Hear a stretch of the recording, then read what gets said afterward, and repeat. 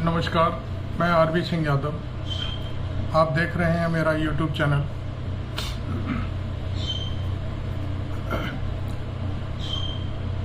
अगले 23 जून को पटना में जो रैली हो रही है उसके मद्देनज़र आज हम यूपी की बात करना चाहते हैं कि यदि वो रैली कामयाब रही और उसमें कोई समझौता निकल कर बाहर आया तो यूपी का क्या हाल होगा। यह बात हम अपने आज के एनालिसिस में आपके सामने रखेंगे। क्या अखिलेश यादव जो इस समय डिमांड कर रहे हैं कि वो सभी सीटों पर चुनाव लड़ेंगे, तो क्या संभव है कि कोई समझौता या कोई और तोड़ निकल कर सामने आएगा। अभी तक अखिलेश यादव जी के साथ में राष्ट्रीय लोकदल के चौधरी जयंत और वो खुद हैं, एक छोटी सी पार्टी और है जो उनके साथ में है, अभी हम उसका जिक्र बाद में करेंगे। लेकिन क्या कांग्रेस का भी आना अखिलेश यादव के साथ ज़रूरी है और इसके लिए क्या क्या करना होगा, क्या क्या करना चाहिए। हालांकि हम ये नहीं कहते कि क्या करना चाहिए, क्योंकि इसका तो फैसला खुद नेता और उनकी पार्टी करेगी। लेकिन एक सुझाव के तौर पर यदि उत्तर प्रदेश में इंडिपेंडेंट चल रही सबसे बड़ी पार्टी की सरकार, बीजेपी की सरकार, इससे लड़ाई लड़ने के लिए अकेली कोई भी पार्टी, मैं समझता हूँ, अभी तक सक्षम नहीं है।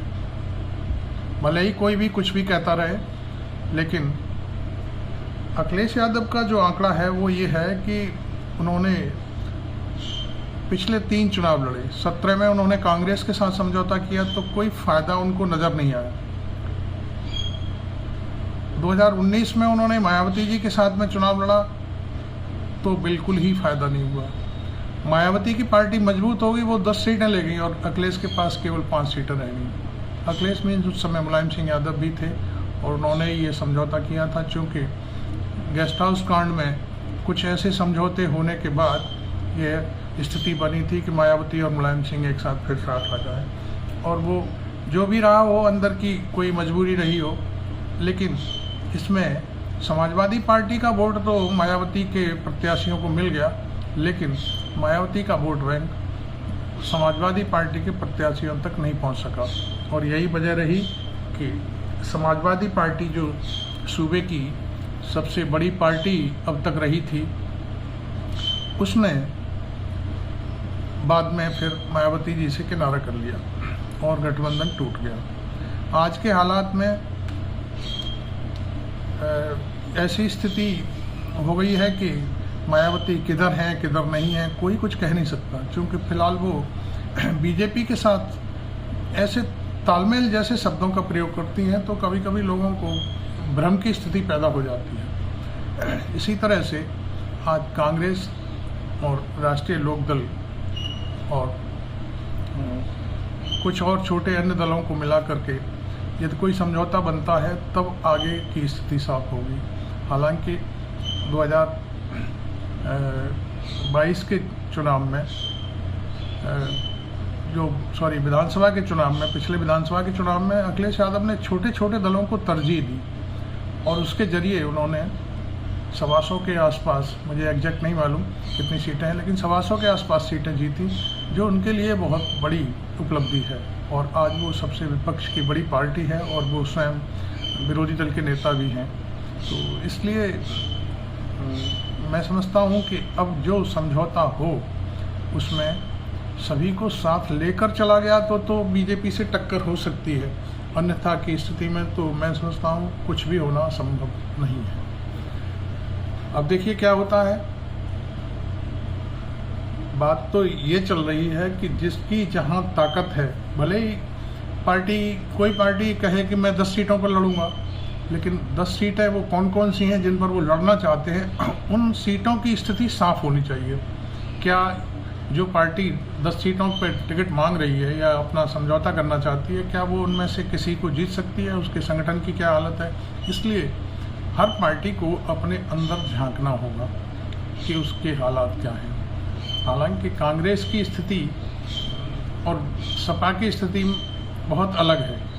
मैं आपको ये बात क्लियर कर दूं, अभी भी कांग्रेस यूपी में ये समझ के बैठी हो कि उसे सवर्ण वोट मिल जाएगा या कोई और वोट मिल जाएगा, अब संभव नहीं लगता, क्योंकि सवर्ण वोट पूरी तरह से इस समय बीजेपी के साथ है। इसी तरह से अखिलेश यादव की पार्टी समाजवादी पार्टी को भी यह नहीं सोचना चाहिए कि उसे सवर्ण वोट मिल जाएगा, कतई नहीं मिल सकता।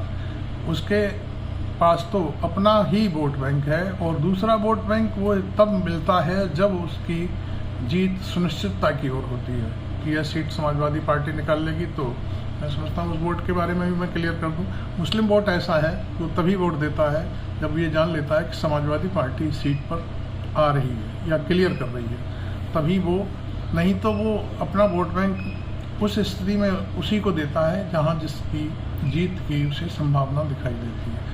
यह कोई आज से नहीं, पिछले कई सालों से, कई दशकों से ये मामला चला आ रहा है। मुस्लिम वोट बैंक पहले 1990 से पहले टोटल कांग्रेस के साथ था, और उसके बाद जब कांग्रेस 1992-90 में जब मुलायम सिंह यादव ने कारसेवकों को मस्जिद तोड़ने से रोका था, तब से मैं समझता हूँ 90-95% मुस्लिम वोट समाजवादी पार्टी के पक्ष में रहा है।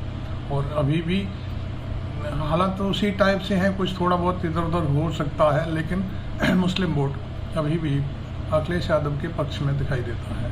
तो इसलिए अब कहा नहीं जा सकता कि यादव और मुस्लिम के अलावा समाजवादी पार्टी को कोई और वोट मिलेगा। ये वोट तब मिलेगा जब समाजवादी पार्टी छोटे छोटे दलों, जिन लोगों ने दल बना रखे हैं, जो जातिगत आधार पर अपने को खड़ा करना चाह रहे हैं, उनको भी तरजीह देनी पड़ेगी। ऐसे ही कांग्रेस की स्थिति है। कांग्रेस के पास कोई जातिगत वोट बैंक नहीं है, लेकिन वो जनहित के मुद्दे उठा रही है। गरीबी और महंगाई जैसे मुद्दों को तरजीह देती है। राहुल गांधी हमेशा गरीब और तबके की और किसानों की बात करते हैं, तो फिर वोट बैंक उधर खिसकने की कोशिश करता है। जैसे अभी कर्नाटक में उन्होंने महंगाई और भ्रष्टाचार इस तरह की चीज़ों को उठाया, गरीबों की बात उठाई, तो देखिए पूरी तरह से वहाँ बीजेपी को सफाया कर दिया और कांग्रेस की सरकार बन गई। ऐसी ही स्थिति उसकी राजस्थान, मध्य प्रदेश और छत्तीसगढ़ में भी हो सकती है, लेकिन यूपी की हालत दूसरे टाइप की है। फिर भी हम कहेंगे कि समाजवादी पार्टी के मुखिया अखिलेश यादव को कांग्रेस को एक बार उस नज़रिए से भी भाव देना होगा जिसमें कांग्रेस मुखर होकर राष्ट्रीय स्तर पर बीजेपी को सीधी टक्कर दे रही है। इसमें मैं समझता हूँ सभी दलों को, कांग्रेस को भी, सपा को भी, और जो दूसरे अन्य दल हैं उनको भी अपना ईगो समाप्त करके एक साथ चलना होगा। और जो वोट मिलने की संभावना है, जिस वोट पर वो लोग भरोसा करते हैं, उस वोट को बनाए रखने में ऐसी चीज़ें सहयोग करती रहेंगी। मैं समझता हूँ आज का एनालिसिस मैं ज़्यादा बहुत बोलने की कोशिश करूँगा तो लंबा हो जाएगा, लेकिन आप मेरा इस वीडियो को आगे बढ़ाएं, सब फॉलो करें, शेयर करें। जय हिंद, जय भारत।